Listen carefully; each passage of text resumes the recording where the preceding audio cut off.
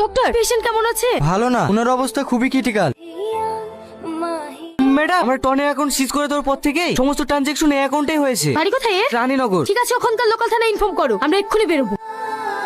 আসামি তুলেছে? না ম্যাডাম, বাড়িতে গেছিলাম, বাড়িতে নেই। ওনার স্ত্রী বললেন এই মাঠে ছাগল চড়াতে এসছে। ছাগল চড়াতে? হ্যাঁ ম্যাডাম, ওনার নামে কোনো ব্যাড রিপোর্ট নেই। যাকে জিজ্ঞেস করছি সেই বলছে উনি খুব ভালো মানুষ। কোটি কোটি টাকার স্ক্যাম করে ভালো মানুষের মুখোশ পরে বসে আছে। স্যার, এ ভাই বলছে ওকে নাকি গঙ্গার ধারে ছাগল চড়াতে দেখেছে। তুমি ওকে চেনো? কি মানে কেন? গাড়িতে ওঠো। কেন ম্যাডাম, আমি কি করবো? আরে ভয় নেই, তুমি ওকে চিনিয়ে দেব। উঠে বসো। ঠিক আছে ম্যাডাম।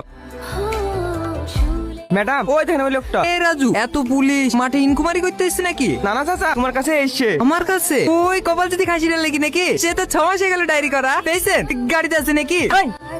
চুপ করে দাঁড়া এখানে। আমার তো বিশ্বাসই হচ্ছে না এই লোক এত টাকা স্ক্যাম করেছে। আচ্ছা, আপনি এই গ্রামে কতদিন ধরে আছেন? কেন আবার এনআরসি হয়েছে নাকি? জন্ম থেকে আছে এই গ্রামে। দলিল শুদ্ধ আছে বাড়িতে। লেসবো? আরে না না, আপনার নামে অভিযোগ আছে। আপনি অন্যদের অ্যাকাউন্ট থেকে 65 কোটি টাকা চুরি করেছেন। কি কোটি? আর কি মারছেন নাকি? অন্যজনের অ্যাকাউন্ট থেকে আপনার অ্যাকাউন্টে বেআইনি ভাবে 65 কোটি টাকা স্ক্যাম করা হয়েছে। এইসব তুই কি বলছো মা? আমার তো অ্যাকাউন্টই নাই। 2 সপ্তাহ আগে অ্যাকাউন্ট করে তো বলি লোক এসেছিল, তাও তো হয়নি। যারা আপনার অ্যাকাউন্ট খুলতে এসেছিল তাদেরকে চেনেন আপনি? না, কিন্তু আজকেও আসার কথা আছে।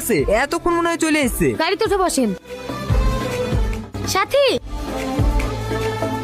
কোনো দেখেননি? চাচা, আপনাদের বাড়ি আর কত দূর? এই তো সামনে, আর 2 মিনিট লাগবে। কেন, কোনো সমস্যা হচ্ছে নাকি? খুব পেটে ব্যথা হচ্ছে। ড্রাইভার দাঁড়াও না, 5 মিনিট দাঁড়ান, আমি আসছি।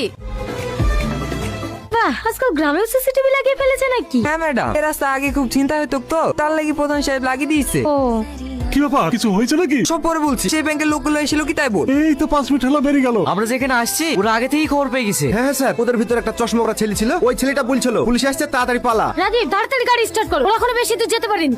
ম্যাডাম ম্যাডাম, কোন দিকে যাবো? যেদিকেই যাই আর কোনো লাভ হবে। আচ্ছা শাহিন, আমরা যে এখানে এসেছি, আমরা ছাড়া আর থানার কে কে জানে? তো রাকেশ জানে। তার মানে ওদেরকে খবর আমাদের মধ্যে থেকেই কেউ দিয়েছে।